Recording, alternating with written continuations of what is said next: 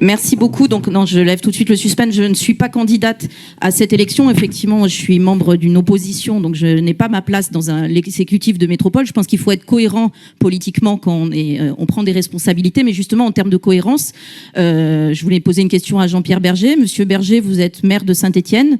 Tout à l'heure, au tout début de notre vote, le premier adjoint de Saint-Étienne, Marc Chassot-Bénet, a fait une intervention et je pense que je ne suis pas la seule élue à avoir été choquée par ses propos, qui fait preuve, pour être rapide, d'une grande défiance vis-à-vis de l'exécutif, des collègues avec qui il a siégé ces dernières années. Alors, pour nous, c'est pas une surprise parce qu'on a vu effectivement son comportement et ses prises de parole ces 2 dernières années. On aurait aimé d'ailleurs qu'il n'attende pas d'être face au mur au moment d'un vote pour démissionner. Il aurait pu le faire auparavant, mais il a attendu maintenant, alors qu'on souhaitait tous tourner la page et essayer d'avancer vers quelque chose de plus serein, comme l'avait dit Madame Fayolle, et on a des propos qui sont non seulement de la défiance, mais des propos extrêmement graves qui sont tenus à l'encontre des élus et de leur comportement vis-à-vis des agents.